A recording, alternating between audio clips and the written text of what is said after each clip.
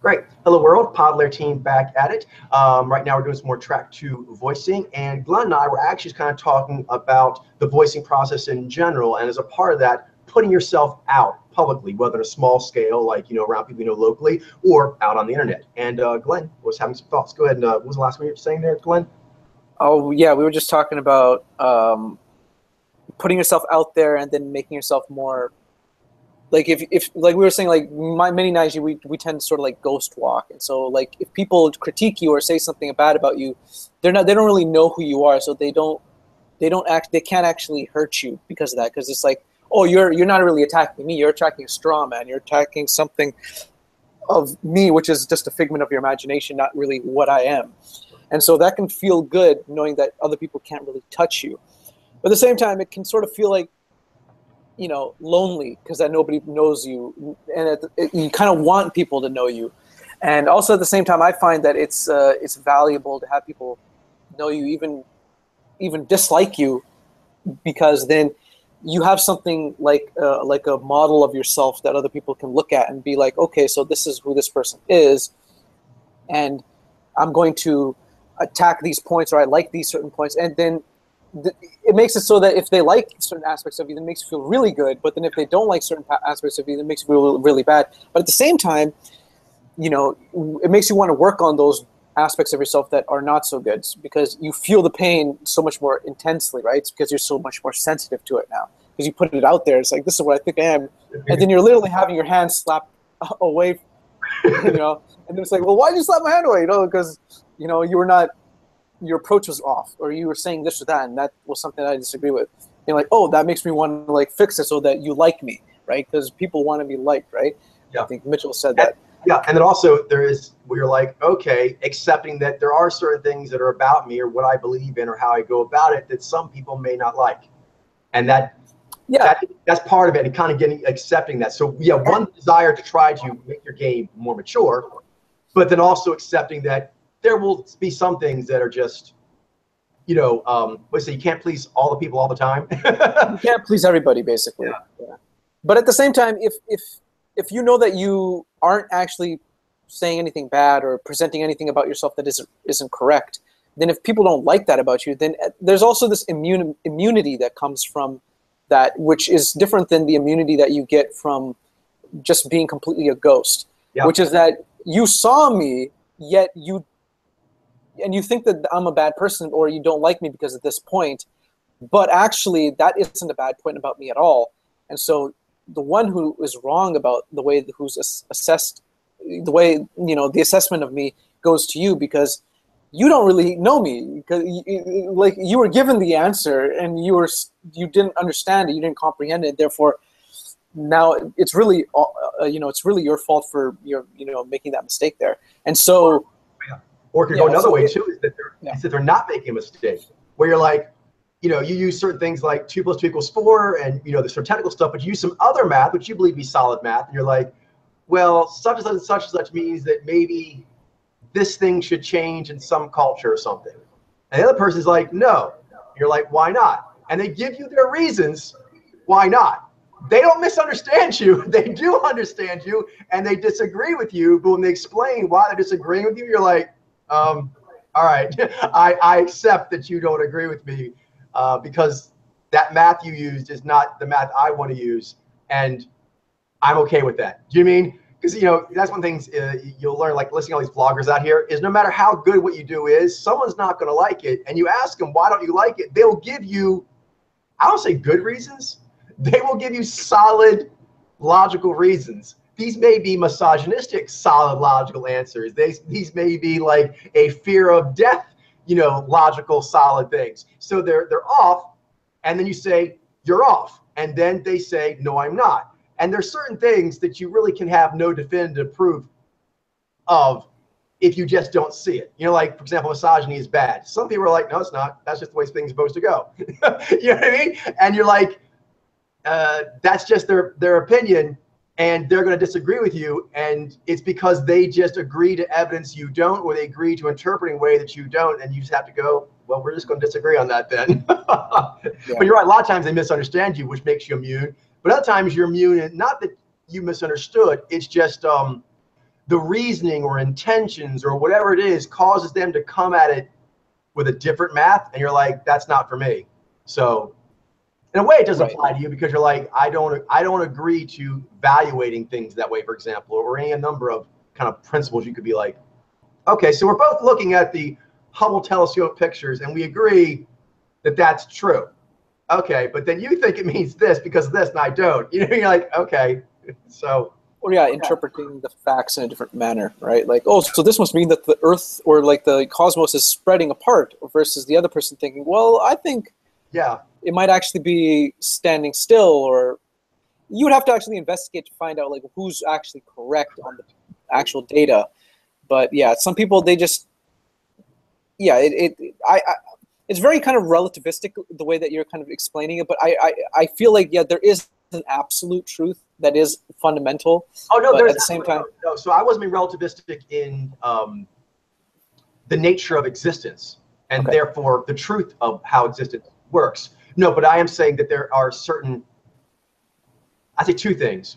One's perception, one's discernment. There are certain gray areas that, although people, you know, have strong views on, they are just gray, and all the parties are going to have to wait until more conclusive data proves who's right. Oh, okay. You know what I mean? And people tend to then take the data that is here and try to overly weight it to their side, when the answer might be all interested parties have to wait until next year's Hubble telescope pictures. Do you know what I mean? But they're all going to squabble in the meantime, but really that's the answer. We all have to wait a year until that next data comes in. So that's one, that's perception of the gray area. The other one is discernment, which is you have something happened in your life that gives you a certain love, a certain pain, a certain being moved.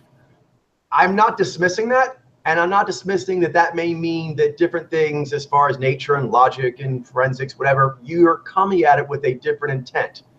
And that's okay. All individuals do not have to have the same intent when they come at things. Some people's intent may be more involved with their family. That gives them a lot of positive intent. I'm not as moved that way as others are, but I don't dismiss that. You know what I mean? And so we can agree on some basics, you know, say perception-wise, discernment-wise, I'm not using the same discernment principles to make those calls. But doesn't mean necessarily automatically the person's set is wrong. It's wrong, but goes against nature. But nature does account for, well, first of all, qualia, but then beyond that, just individuality. Every individual has their own, you know, personality. Yeah, their own personality, and there's that free will aspect, but there's also the environmental factors that, you know, make certain quests for them. So if they have a certain kind of oppression, that may make their life focused on a quest of alleviating that kind of pressure. And that's a good thing. Do you know what I mean? But it may be someone else. They were moved by, you know, something that happened to something else. And they're like, oh, that's really a tragedy. And that tragedy of nature, of which are many, that's what really moved them. And so when they do heroic work, good heroic work, they want something for that quest. So, you know, individual quests, even with heroes, means they are not using the exact same discernments on things. Mm-hmm. All right. So, yeah, universal truth in general, but like, you know, different instruments means that it's not exactly the same as far as it is relativistic to the individual. It's not in general, but it is to the specific person. Yeah, I get it totally. Like people of different races, for example, they're going to have different kind of prejudices or non-prejudices applied to them. And that's going to paint their worldview in a different way because they're being treated by people in a different way as compared to another person. Like, for example, a white person versus a black person. They're going to have completely different ways in which people in general are going to be responding to them. And then that's going to lead to different kind of life experiences and stuff like that. And so one person might feel the pain of, you know, their race being oppressed in some kind of a way, whereas the other one won't have that pain. Or they might be of a different ethnicity or something, and they'll feel that kind of pain, but in a completely different manner because they're a different race. Like, you know, Asian, for example, or Mexican or whatever, I don't know. Yeah. It doesn't matter. I'm unique in that I'm Indo-Canadian, but I'm also at the same time, I don't have like the dark skin of like a lot of Indian people. So I'm kind of like lighter skin, but at the same time, I still have people look at me weirdly because they're like, what is that guy? You know, like they don't really know. They think I'm something like Iranian or, and they think I'm like, I don't know, like very young for my age or whatever. So that gives me a kind of like, that's personal, but that's sort of like a very unique kind of perspective. So yeah, I mean, that sort of thing. Yeah. So as a part of that, you know, as we vlog and put ourselves out there more with our about yourself stuff, but then also just vlogging and putting your opinions out there, and then we'll be doing response videos to people, we'll be getting that kind of feedback. And so it'll be valuable. And it'll also, it's valuable in its influx of new things, but also teaching some universal truths of what it means to be an individual in a tribe, right? There's a compromise there that is constantly bridged whenever you actually make that contact. And it can take a lot of skill, but it's worth it. Hey there, Mitchell. Hello. Hey there, guys. Hey there, Mitchell. So Glenn is still kind of pondering on his next thing. So we were kind of talking about the process in general. So you can actually go ahead and share what beats you have, and we can keep it a short session tonight. So if there's nothing else to work on, we can call it. Yeah, I don't have as many beats as I thought because, of course, I've been distracted with stuff. But that's fine. I want to well, get if you're done. busy with actual work, then I wouldn't say it's distraction.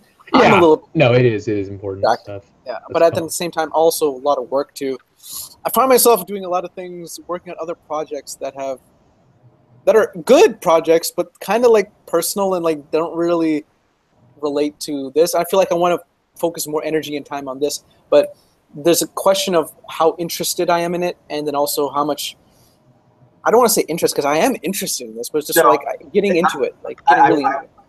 If it's okay for me to broach this subject, sure. This is something we all experience, and Nige can experience it more than others. And then this ritual of about yourself tends to be a very heightened one.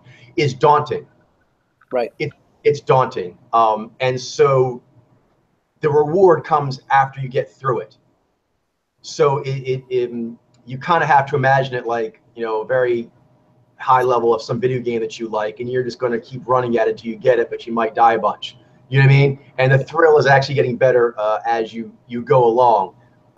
So my advice to you, Glenn, I gave a little bit of this last time, but I'll be a little more specific on the sort of spiritual angle. I would look at this as a opportunity in self-development that is related to writing, because you are doing writing here, but it's another kind of thing as well, which is simply realizing why you're daunted and dialoguing with your spirits about that. Go into your simulator and just asking why. Because I can tell you, you know, fairly surely that your spirits are going to want you to speak authentically to the tribe. That's kind of like a species evolved thing. So once you can sort of tease out what the daunting is, you'll find that there will be spirits, if you make yourself open to it, who will come to you to explain why that is heavy, but that's not a problem. Do you mean? And so if you don't think you can lift a weight, there's not just there's a loss of nerve and also a loss of energy. There's like a lethargy that comes over one. But sometimes you look at the weights and start talking about the weights, your spirit's going to explain, well, you don't have to lift it all at once. You could lift that weight in 5 segments. It would still count. Okay. And your spirits can kind of explain to you what would still count to move forward. And you can do these little things. This happens all the time. So it's not something you grow out of. I do it all the time myself. Whenever I start new things I haven't done before, don't know what I can do. You kind of have to see how you can get some inroads. And then there becomes a momentum that builds of, I think I'm figuring it out. And you'll find then the stretches go longer. And then like a third phase, which is, I got this, I got to close. And then Nige being hunters, we tend to be strong on that close.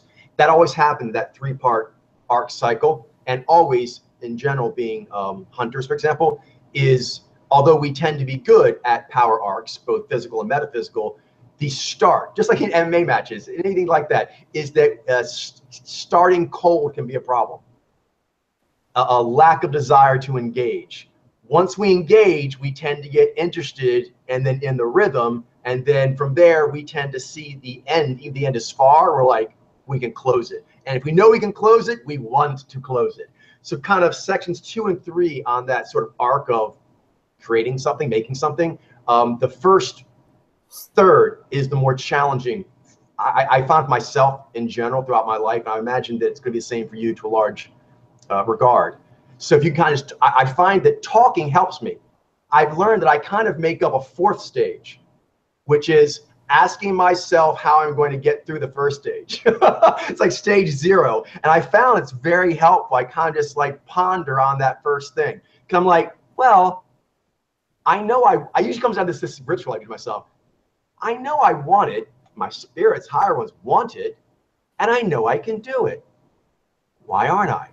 And I'll keep coming back to that. Well, this, and like, okay, but I do think this is really important to do. And I think I'm capable of doing it. Sometimes I just have to keep hitting back at everything that floats up of why not. Every time a why not thing kind of comes up, I just sort of go with, is it not something I want to have? Well, I do want it. Can I not do it? I should. And so a lot of times there are things like fears or insecurities or confusions or hungers that are actually in the way. And sometimes just thinking about them, you can solve them. You can actually move them, their weight off this case. Sometimes you can solve them right there. Other times you don't solve them there, but you sort of put them over on this shelf. You take their weight off of this activity and go, oh, I'll get to that. I see, I do need to address that. But it's actually not related to this. And things are outside your conscious awareness. They'll kind of just leak on things because they're all kind of vying for your attention.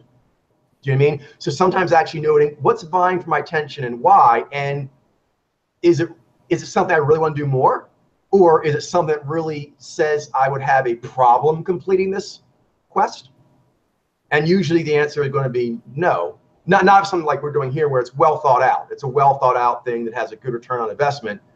So you'll be able to talk it down. But sometimes you'll need to summon them up and go, no, it's not a problem. And that muscle, remember the muscle I told you from the first part of the arc that once you get it going, it naturally goes as other muscle, like, ooh, this is neat. I'm figuring out how to do it. And you're like enjoying the fact that you have the power of creation. I find that muscle, by thinking about it in this way, it builds that muscle. And that helps start that. I've mentioned this in the MMA, for example, is the hunters that do very well almost always are very good in the locker room, getting themselves ready, really ready for the first round. Because that tends to be the one where you kind of have to wake up and like acknowledge that I was thinking about I was going to do this very daunting thing. I'm actually here. I'm actually sweating and running around. It's actually happening. So sometimes talking yourself in kind of lets yourself know, okay, this is happening. I don't know if I would give it a name, but I'd say it's my, okay, me, this is happening. It's my, this is happening spell. Yeah. What else do you have for me? I kind of like invite spirits from the dark regions of my brain to like tell me why we're not doing this. And that might be the whole session. I might spend the day just thinking on that, like, why am I not doing this? But it's very active. I like basically kind of like poke on the darkness. Come on, give me why we're not doing this, and make a good case though. And generally speaking, like if it's anything demon, whatever, or just, something that's not a good reason, it won't stand. It won't want to come out. And if it does, it'll get knocked down. And after a while, you'll realize there's like this nice calm quiet of masterfulness, and then you want to use it. You actually become curious. It helps to get over that first arc bump, and that I become curious of what kind of person I'm going to be like when I get it done. But I kind of have to like talk myself into like this mood. Mm-hmm. So, I also find there's one other thing too, Coach. Mm-hmm. You realize that, okay, for like the beats, for example, there's certain things I want to talk about, but I don't like that because just presenting the truth of a certain thing, which is like a little bit not like what you want to be as the story. Like you want to work, you want to say something like, I was able to overcome this thing, but you're not able to say that. And so you start working on it in real life so that you can then solve that problem in real life. And then once you've solved it, and then you can write it down like, oh yes, I was able to solve it. Because that's the story that you want to tell. And so then that makes it a little bit more complicated, because like you don't have the right to say it, because it feels kind of like you're being disingenuous by saying that, oh, I was able to fix this problem, but really you haven't solved it yet. So you have to sort of like wait until you solve it, and then you're kind of pushing the writing back a little bit in that sense. And so I can help you with that a little bit, because I know you're talking about it very strongly, but there are different rules for different rituals. So, for example, Martian Manifesto is something I really want to be doing, but and I've done the first scene. I want to do more. I have all these things that are in my head, but there's this thing that is a ritual in the second scene where I'm talking to my higher spirits, and they're asking me about the Rosetta Stone and have I hit data bedrock, because we're going to go to the next stage of the adventure then, and I haven't done that yet. So I know what you mean, that you feel like to earn it. However, I've done lots of other things besides Martian Manifesto.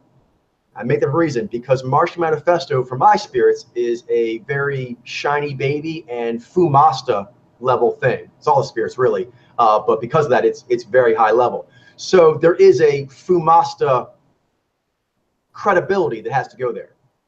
Okay. Naturally, hunters tend to want to do that with just about everything, but you can't. And actually, the about yourself, you can't. You can't wait to write about yourself until yourself is everything you want yourself to be. All right. Yeah, I mean, that's just will never work. That logic will never connect. So they're talking. So you can kind of tell your spirits, like, I hear you, and just, Glenn is going to do some Fumasta series for his vlog. Like, tell your spirits, like, for sure. But we got to work up to there. As a part of that, we have to just get to where we can present ourselves at all. So this is not a Fumasta ritual. This is like this is very worthy. This is a Mazout ritual. This is actually presenting to the world like, hey, here's a little bit about me in a way that you can kind of digest easily. And that's the purpose of it. So if you successfully do that, your Fumasta will smile on you, even though you weren't masterful in every scene of what you're writing now. Does that make sense? Yeah, just being able to be courageous enough to present yourself in whatever shape you're in currently. That's a kind of a skill that is important. And and then, the insights that you get as far as how you can improve, they may come like one after the other, like in like several, immediately after you present yourself that first time. And then it's like, oh, well, I presented myself, and then I got all these insights, all this feedback. And I'm no longer the same person, like even like an hour ago, so then you feel like you need to update it. But yeah, I mean, like, I see what you're saying there. You gotta at least put something on the board to begin with in order to just kind of like get the scene there, right? Because it doesn't really matter what you present as the initial thing. I guess what I'm kind of craving is that when we get to that point where it becomes a little bit more slower, when the insights, they come a little bit more, not as immediately, like so intensely. They're sort of like, you got a 90% of it right. Now it's just that extra little 10%, which is like, where is that? And you're kind of feeling out, trying to find that, but you're not there yet. You kind of have to like. I'll give you a little insight that may be helpful here. I think someone told me this in a physical setting, but it has a great metaphysical way of looking at it too, which is the question that people sometimes ask who don't really understand how athletics work is, when does it become easy? Never. It never becomes easy. What becomes easy is a weight that's lighter than what you normally work out with. Yeah. So if you're growing or you're trying to get better in anything, whether it's cardio, flexibility, whatever, you actually have to keep going beyond. That process will always make you feel inadequate. That never goes away. That's the whole purpose. Even like Grand Slam finalists that they're like probably the most nervous athletes on the planet. So it definitely doesn't get easy.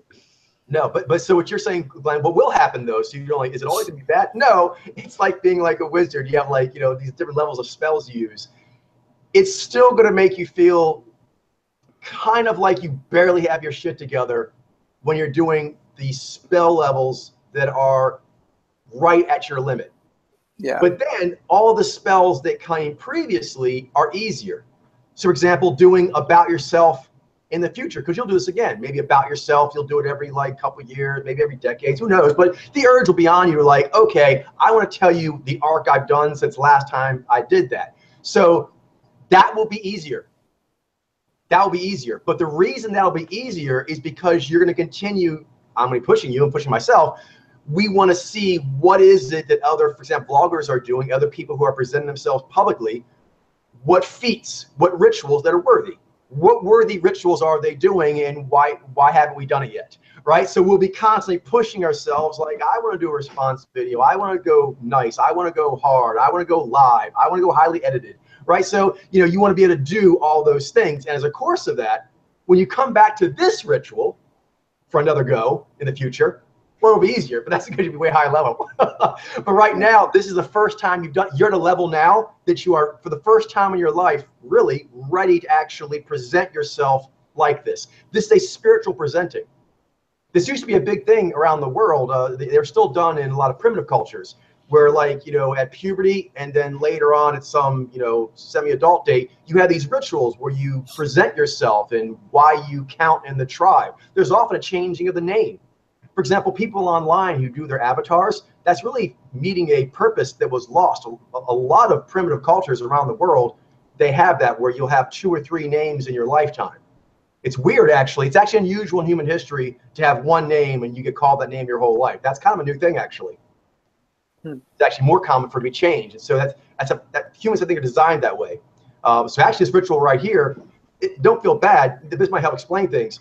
You're the first to be doing this. We're the first people ever doing this. But it is a ritual that was probably more designed to be done at puberty, which is why you may feel like it feels a little raw, a little awkward, and also talking about those kinds of things. But that's because I don't know if you ever did this, but did you ever do like any like formalized religious or spiritual, like I am this ritual?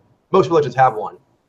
So if you're fairly liberal, progressive, probably not. But point is, although, as you know, I'm not really into religions, although I'm open to what merit they do have for other people. But for me personally, it's not my thing. But I do recognize rituals that are frequently associated as only being with that, which actually are really important.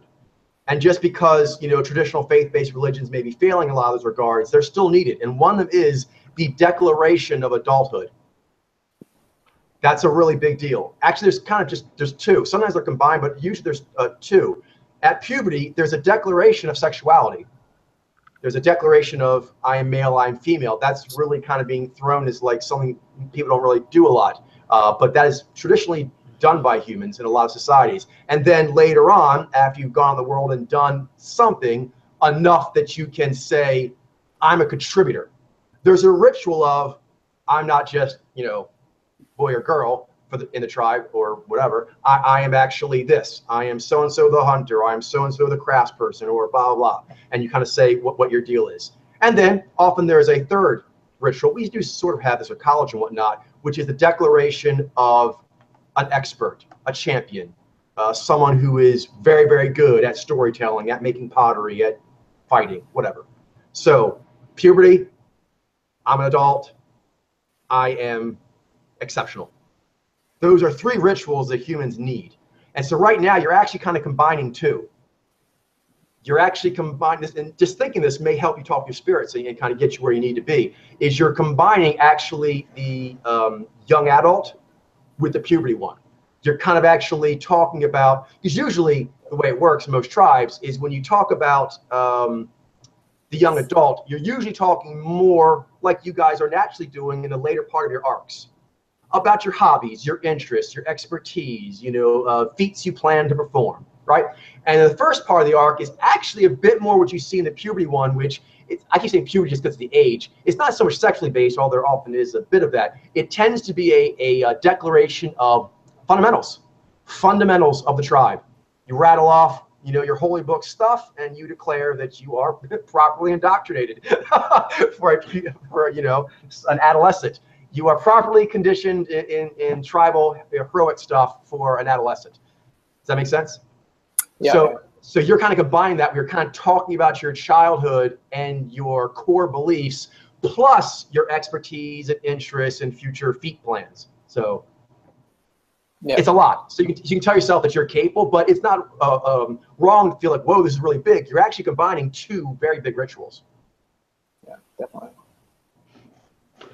Anyway, Mitchell, did you have some beats? Yeah.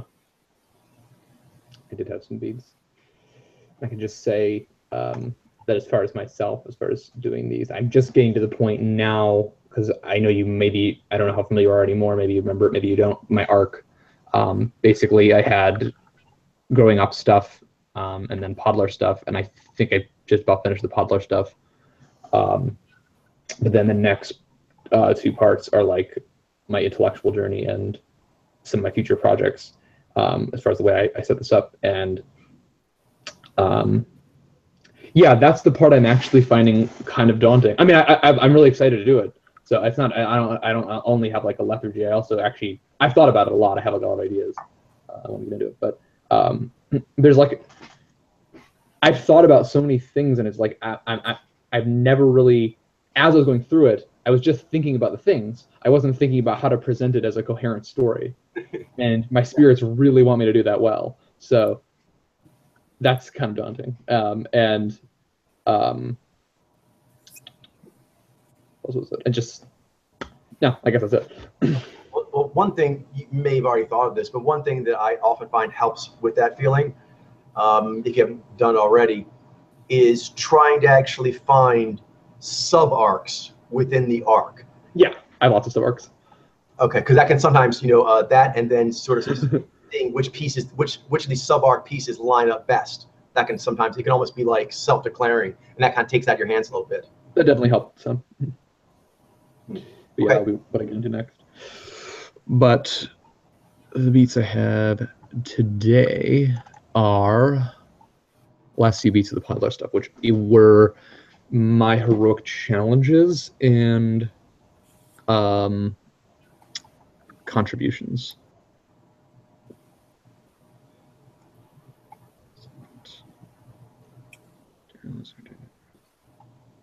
Read this really quick.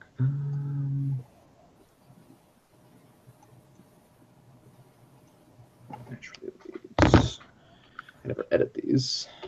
Thing to do.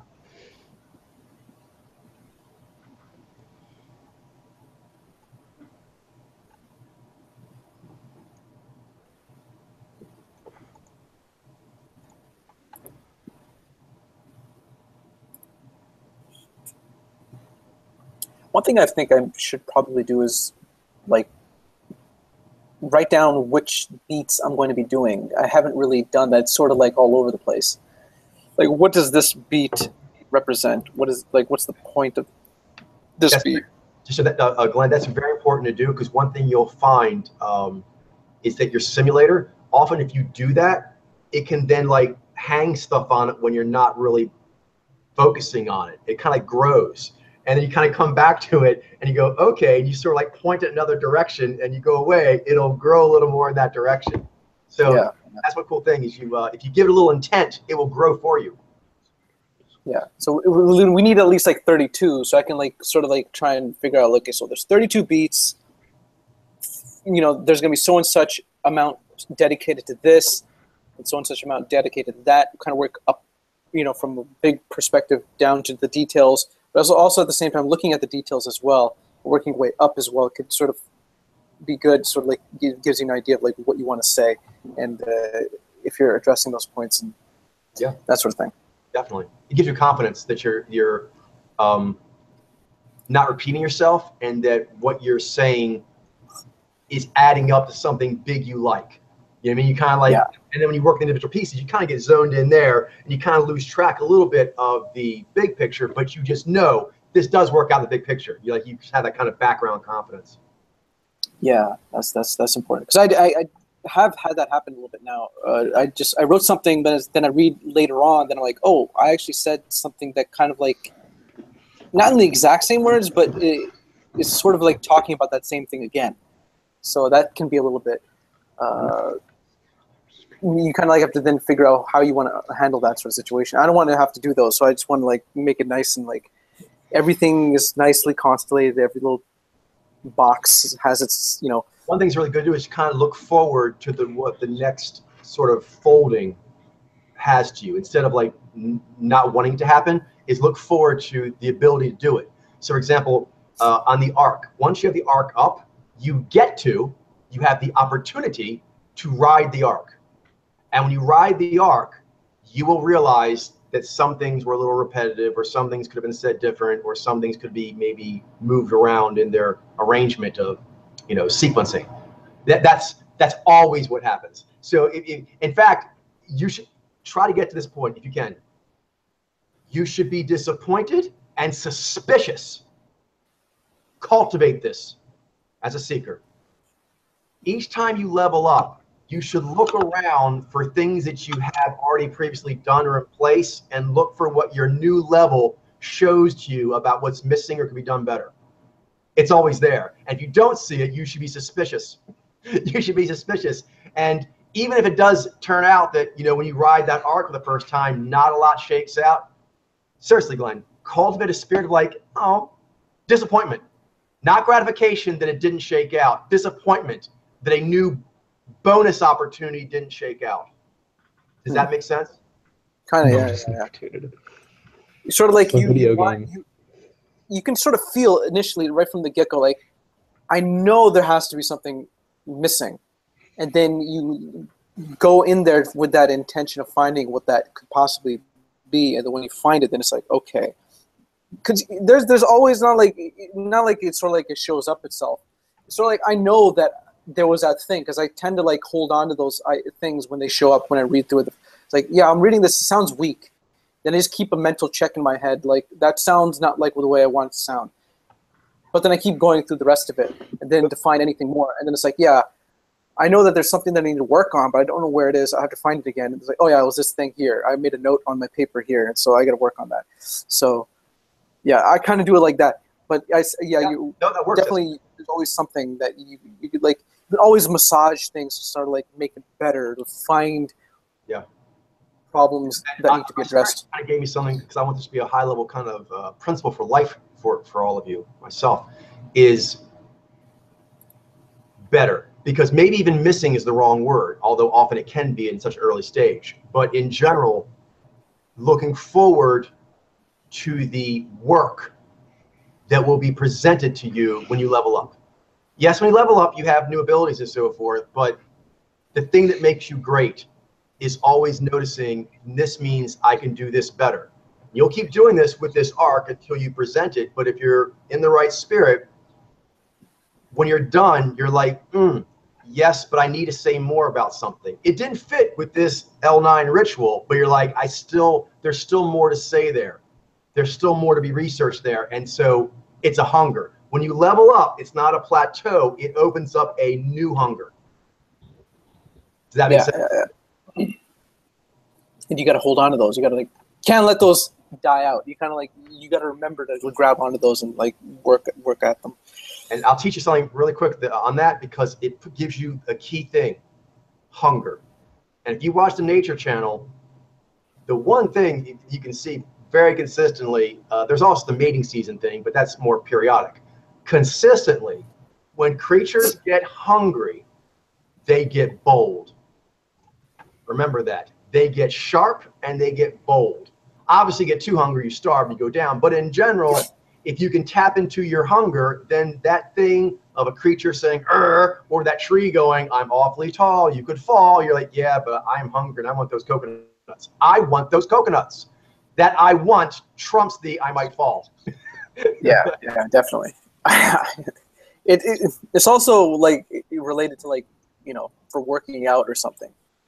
That last, I already did this number of weights this time. I did 8 of these last time. I want to make sure that I do 9 this time. So you progressing, and it's it's so hard. Break, just rest a little bit. Give it the 20 seconds or something, and then go for that 9th one. Always want to be progressing in some way. Okay, true. All right, Mitchell. So why don't you go ahead and share what you have, and then if you have any questions, ask them, and then we can go ahead and call it. Sure. It's a good talk, so I think it's very, very helpful.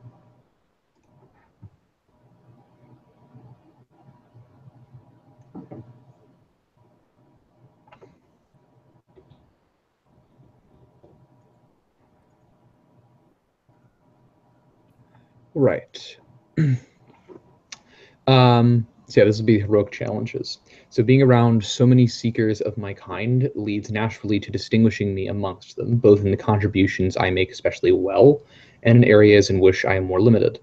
Probably my primary trait that stands out is the complexity and thoroughgoing nature of my thought process, which allows me to synthesize and hold in mind an enormous amount of information that few others are capable of, but it also brings with it some challenges. In particular, it is rare for me to contribute much outside of what I had already deliberated about in our real-time group meetings. This is because I see so many sides and facets of issues so quickly, no matter how socially inconvenient they are, that I need time to process things before I feel comfortable sharing my thoughts. This provides a bottleneck to my ability to immediately participate in life with my friends, which I desire to overcome by building a better platform for me to spontaneously articulate the deepest and rawest truths of my being, thus allowing me to mobilize my unusual mind with less inhibition. As it stands, the amount I restrain and conceal in person as compared to written discourse leads some to observe that I have two entire sides to me. That perception and where the perception comes from are acutely painful, and I'd like to mitigate this by making my spirit more cohesive.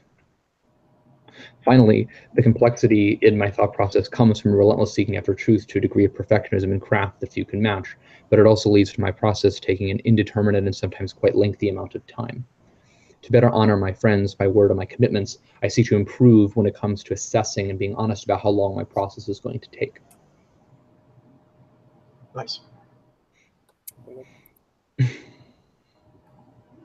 Yeah, that's one thing I haven't really gotten into, I think, a little bit, which is my process and how I, like, how would you, like, say, what would you say is, like, you're talking about there, Mitchell? Essentially your process, right? The way that you think, the way that you approach. The way that I kind of think through things, yeah. And how I kind of take things in and then get back to people. And just what goes on with that. Yeah, I see that's what I'm talking about.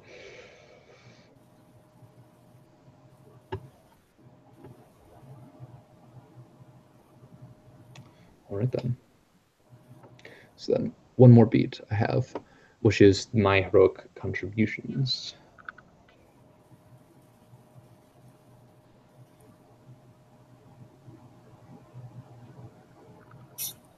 Second.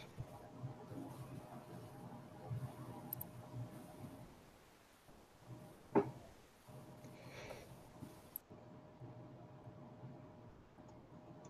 right. Despite all the challenges it provides me, my teeming mind contributes a great deal to the cause in a number of ways. My writings can be found in a great variety of topics, both in the domain of popular theory and those most tangential to it. Or not most tangential, but just on those tangential to it. And they hold a special place in guiding others to more lucid understandings of key concepts in theory and in life. I have also used my razor wit to take the debate right to those who would spread misinformation, errors, deceit, and abuse regarding my friends and I.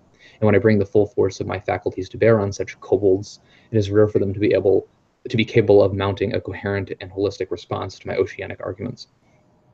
I'm also adept at analyzing charged situations, including those involving personal demons, in a systematic and objective way that allows me to serve as an exceptional mediator that can be trusted by enough people to regularly place me in positions of responsibility in that regard. My overwhelming desire in all things is to reach the truth without lust or result, and this is what powers many of these other contributions I am able to make. My polymathic studies extend throughout the history of human intellectual inquiry, involving science, math, and philosophy, and my historical knowledge in these domains affords me the opportunity to set the scene for others in the wide variety of philosophical disputes which are necessary for seekers to engage in.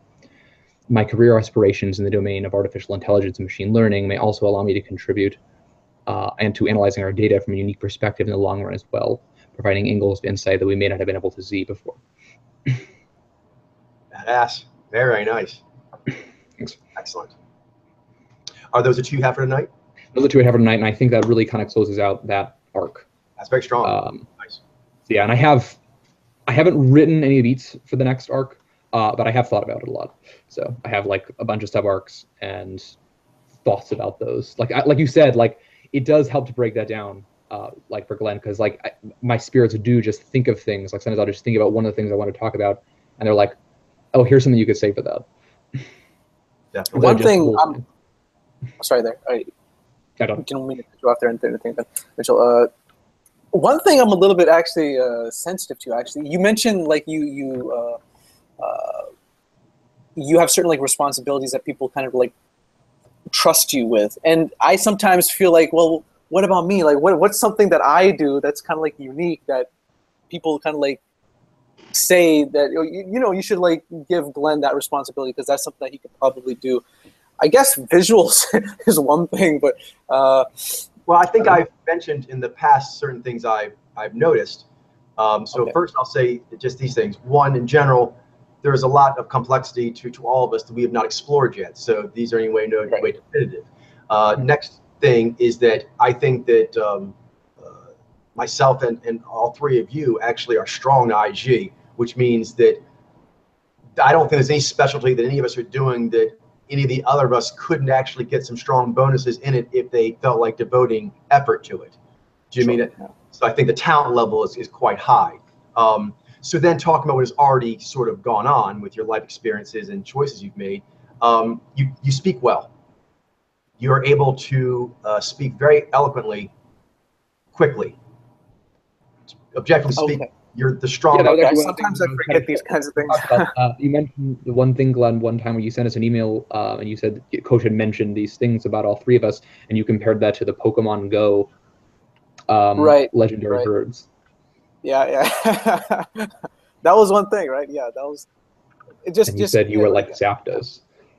Yeah, I felt like that one was the one that kind of like related the most to me. And you were Articuno, and Ben was Moltres. Yeah, because the different play styles. Actually, to be honest, there is some truth to that. I feel like, but obviously, there's some. We all have elements of each.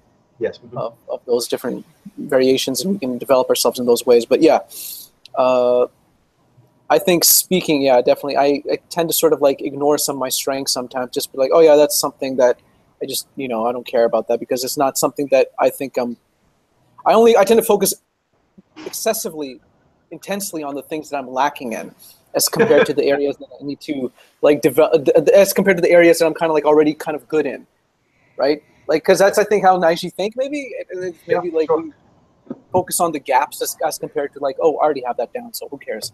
So yeah, definitely speaking, although I can definitely improve in speaking more, but because I'm always finding new ways in which I have certain things I want to say and I'm not able to communicate them very well. So interestingly enough, I actually feel like I'm really bad at speaking because sometimes I'm not always being as authentic as I maybe should be. But I think what you may be feeling is there's a lot not of bad.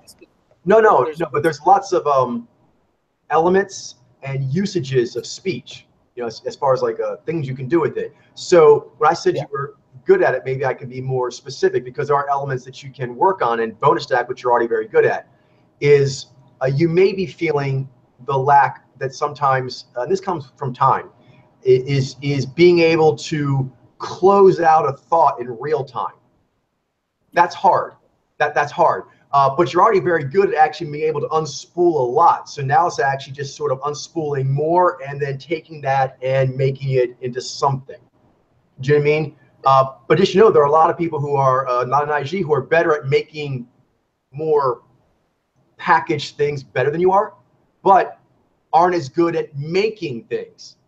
You're able to actually populate conversation. Like you and I often go back and forth, and we're able to populate a conversation with a lot of good stuff. Do you mean? Right. So that's actually a very important power to have, to be able to pull out stuff and put it into sentences that make sense. But then putting it into a given package, that can take time and also certain specialty. Like one, I'm older than you guys, but also in different capacities, I've taught people. And so when you teach a lot, you have to get used to pulling things out, but then giving them some sort of package. And then, asking them how it went and so forth. But the being able to pull it out all, that actually is great for discovery. Now, that might help. You're actually quite good at being discovery of yourself and pulling out discovery in others. So that's a really strong power to have. Things you can bonus stack with it in some ways is, for myself, for example, you can maybe learn some things about how to give some arcs and closures within what you're doing. From Mitchell, you can learn how you take that, because that process you're doing, you also do, you talk to your spirits, and from that you can write. That gives you that shiny content to write from.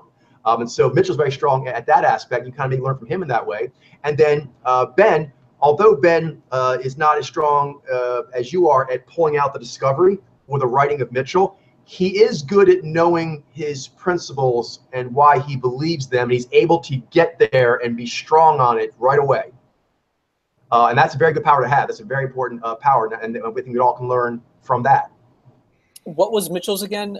Yours was the arcs. I wrote down principles for Ben, and the Mitchell's was the writing?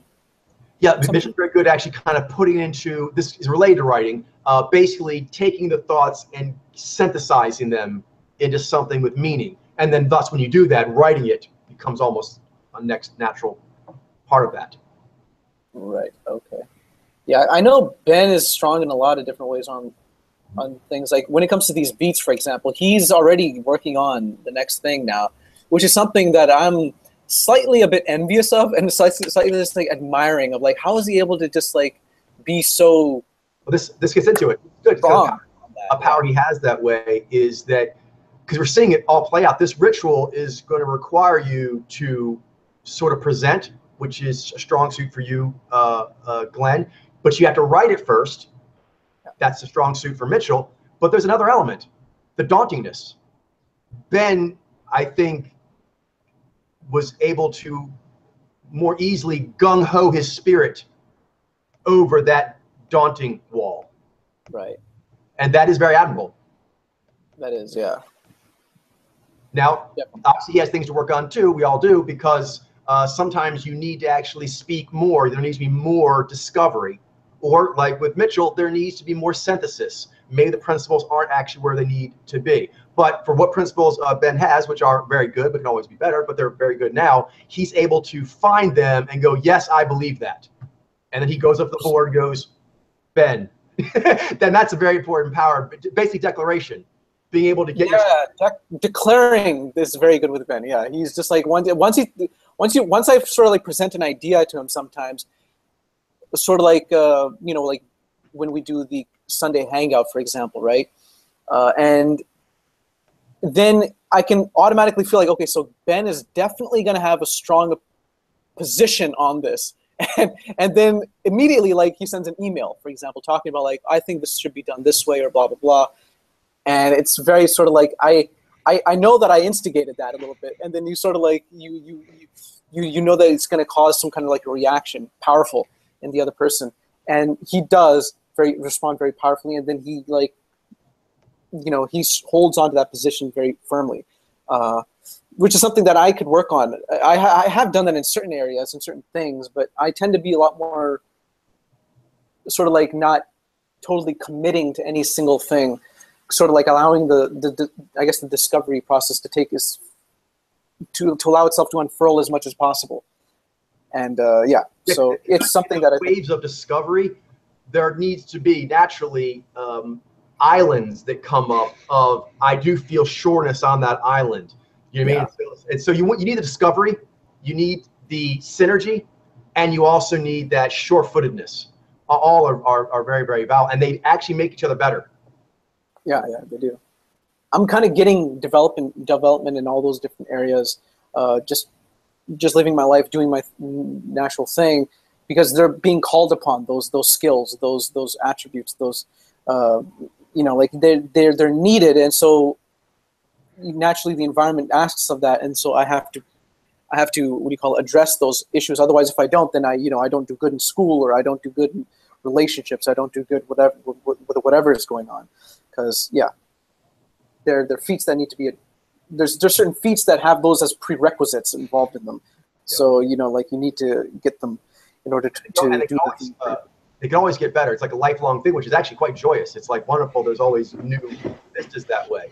For example, like I'm very good at arcs in general and closing, but that's on things that I have processed to that degree. I can write well, I can be quite assertive, and I can be eloquent and have the arcs. But it changes based on what topic I'm doing.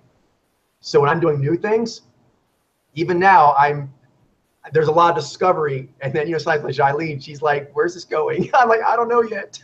So it depends on which topic. So certain things I've been around in the world for a while, and so I've had some time to think about it. But other things I haven't, and so the skill set shifts with that, which is why you want to have all of them, because depending what ritual you're doing, more may be needed. You know what I mean? If you're actually like arguing with someone who's actually just being foolish, or you simply just need to not be daunted, that's the power you need. You actually don't need more synergy or discovery. You actually have sufficient amount, but now it's actually assertion. You know what I mean? Or conviction. Yeah. Other times you can actually have conviction, but you don't have the answer. Having conviction without enough discovery or synergy to have the answer, that won't work either. So you want to keep leveling all of them up. Definitely, yeah. Yeah, that's it's fun though. Yeah. It gives me good support. Yeah. Very nice. I wrote some stuff down. I wrote some stuff down, essentially, is what I'm trying to say. And ideas as far as like what I should write down for my personal stuff. But yeah.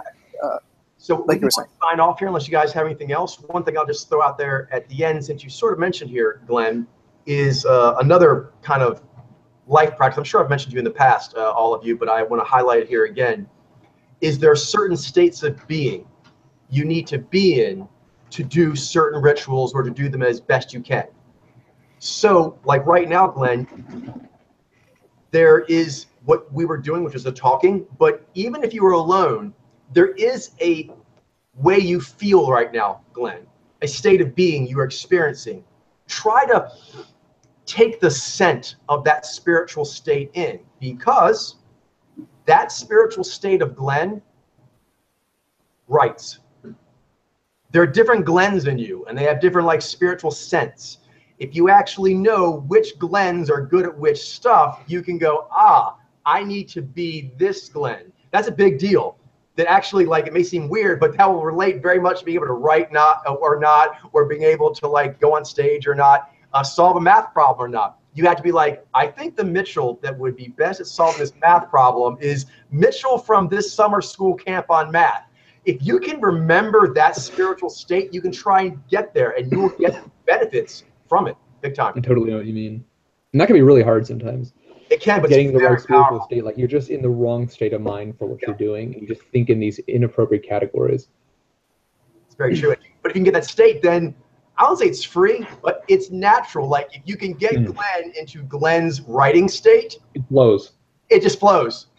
But trying to write when you're not in the writing state is very, very hard. So a lot of times the thing is actually not writing, it's getting into the writing state and realizing that's a thing and you can control it. You can repeat it. All right, yeah. Even sometimes it may tell you, oh, Glenn, if you want to write, then you need to go on the internet and actually research some stuff about what you're talking about. You'll feel more confident. Okay. And you go and do it. And next thing you know, you're writing. So sometimes it'll just put you in a mood to write right then, or it will tell you, okay, your writing genie, Glenn, comes up and says, okay, we need this to power us. It will inform you what that spirit of Glenn needs to do that feat you want. Right, yeah, definitely. All right, that was excellent, guys. So then we'll sign off, and I will see you on Sunday, and I am picking for myself Ziny Ladies. All right, I don't think we've done them yet. All right, then. All right. Have a great night, guys. Look forward to what you have next. All right. Good night.